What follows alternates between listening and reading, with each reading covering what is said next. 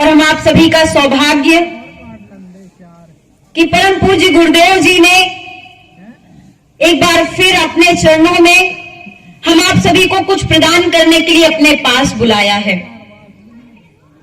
ऐसे तो आप वर्ष में कई बार सिद्धाश्रम धाम में आते हैं दर्शन करने के लिए, अपनी इच्छाओं को लेकर के, अपनी कामनाओं को लेकर के, परेशानियों को लेकर के, या केवल दर्शन की इच्छा से ही आप आश्रम में आते रहते हैं। मगर यह सौभाग्य और भी कई गुना हो जाता है जब स्वयं परम पूज्य योगीराज श्री शक्तिपुत्र जी महाराज पूरे चैतन्य स्वरूप में अपने शिष्यों को, अपने चेतना अंशों को कुछ प्रदान करने के लिए स्वयं आह्वान करते हैं कि आओ, मैं वह तुम्हें देने के लिए तैयार हूं जिसकी तुमने कभी भी कल्पना भी नहीं की होगी।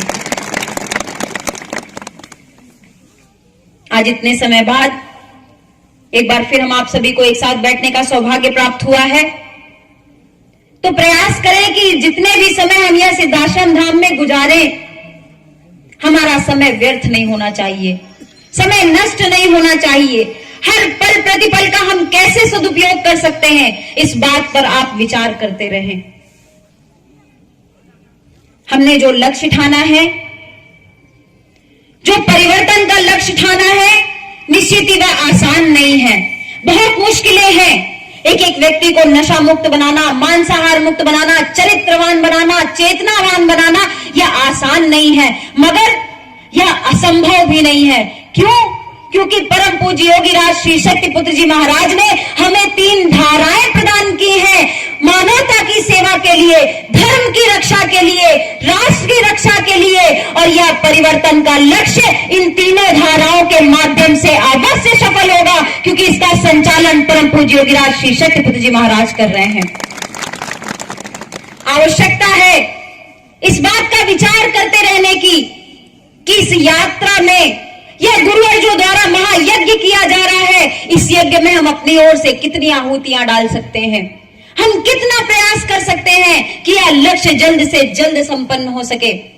जब आप एक घर को, नए परिवार को अपने संगठन से जोड़ते हैं, गुरुदेव जी की विचारधारा से जोड़ते हैं, गुरुदेव जी के चरणों में लाकर उसे जोड़ देते हैं, तो आपकी तरफ से वह उस महायज्ञ में एक आहुति होती है।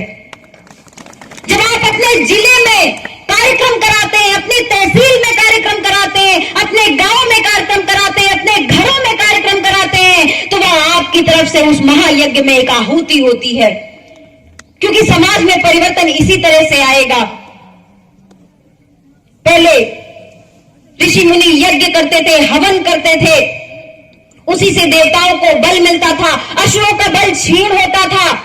असुर प्रयास करते रहते थे कि इनका यज्ञ कभी सफल ना हो पाए, क्योंकि वह जानते थे कि ऋषियों, मुनियों और साधकों के यज्ञ में इतनी सामर्थ्य होती है कि वह एक जगह से बैठ करके पूरे असुरत्व को समाप्त करने की सामर्थ्य रखते हैं। और यही यज्ञ गुरुदेव जी द्वारा किया जा रहा है। परेशानियां आएंगी, समस्याएं आएंगी, मुश्किलें आएंगी, आसुरी प्रवृत्ति के लोग आपका मार्ग रोकने का प्रयास करेंगे, मगर आपको झुकना नहीं है, आपको रुकना नहीं है। और यदि आपने चेतनावान गुरुवर से गुरुदीक्षा ले ली है, आप नित्य नशा मुक्त, मांसाहार मुक्त, चरित्रवान जीवन जीते हैं, आपने साधक प्रवृत्ति को अपने जीवन में ढाल लिया है, तो इस दुनिया की कोई भी आसुरी प्रवृत्ति आपको अपने इस यज्ञ को पूर्ण करने से रोक नहीं पाएगी। स्वयं के प्रयास को कभी रोकना नहीं चाहिए, किसी भी परिस्थिति में कभी डरना नहीं चाहिए। निश्चित रूप से कोरोना महामारी आई, पूरे विश्व में फैली, करोड़ों करोड़ों लोगों की जान चली गई। भारतवर्ष में भी ऐसा हुआ जो पहले कभी नहीं हुआ। अनेकों मंदिरों में, यहां तक कि कहा जाए सभी मंदिरों में, मस्जिदों में, गुरुद्वारों में ताले पड़ गए, भगवान को दीवार के अंदर बंद कर दिया गया, भगवान को भक्तों से दूर कर दिया गया, साधनाएं रोक दी गई कि पूजा पाठ नहीं होगा मंदिर में, ताले बंद करके पूरी तरह से लोग अपने घरों में बंद हो गए। मगर आपको गर्व होना चाहिए कि पूरे कोरोना काल में एक दिन के लिए भी ना आपका चालीसा का पाठ रुका और ना ही आपके सिद्धाश्रम धाम में कोई ताला पड़ा। यह किसी चमत्कार से कम नहीं है। लोग चाहते हैं चमत्कार देखना, अपने गुरुवर की शक्ति का परीक्षण करना, और यही चीजें होती, यही परिस्थिति परिस्थितियां होती हैं जब हमें आंकलन होता है, हमें गर्व होता है कि हम ऐसे गुरुवर से जुड़े हुए हैं। कोरोना काल में भी गुरु भाई और लोगों ने सहयोग किया। इस सिद्धाश्रम धाम में लोग बराबर आते रहे, यहाँ रुकते रहे। सिद्धाश्रम धाम के आगे से जो भी लोग मजदूर बेचारे चल चल करके अपने घरों की ओर जा रहे थे, उनको यहाँ पर रहने के लिए स्थान दिया गया, उनको यहाँ से व्यवस्था करा के उनके घरों तक पहुंचाया गया। आश्रम एक दिन के लिए भी बंद नहीं हुआ। भंडारे में उसी प्रकार लोग भोजन करते रहे, उसी प्रकार चालीसा पाठ में बैठ करके लोग साधना करते रहे, चालीसा पाठ करते रहे।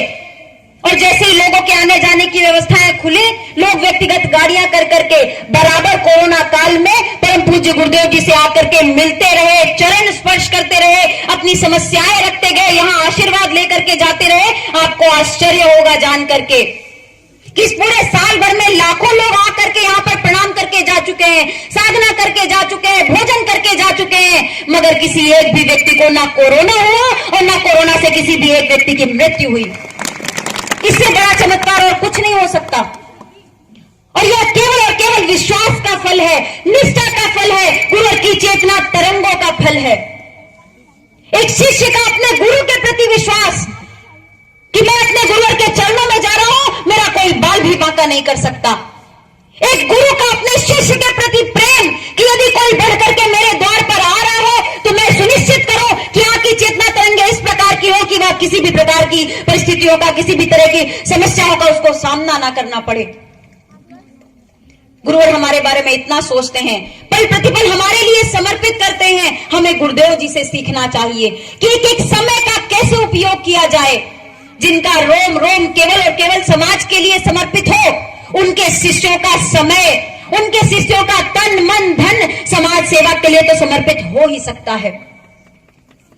आप सब कहते हो, जब क्षेत्र में जाते हो, साधना करते हो, अपने पूजन कक्ष में बैठते हो, तो आप कहते हो मुझे गर्व है मेरे गुरुदेव पर, मुझे गर्व है कि मुझे ऐसे गुरुवर प्राप्त हुए जैसे किसी को प्राप्त नहीं हुए। इस पूरे भूतल में मेरे गुरुवर जैसा कोई नहीं है। आप सब इसको अपने सिरे में हाथ रख करके गर्व के साथ कहते हो।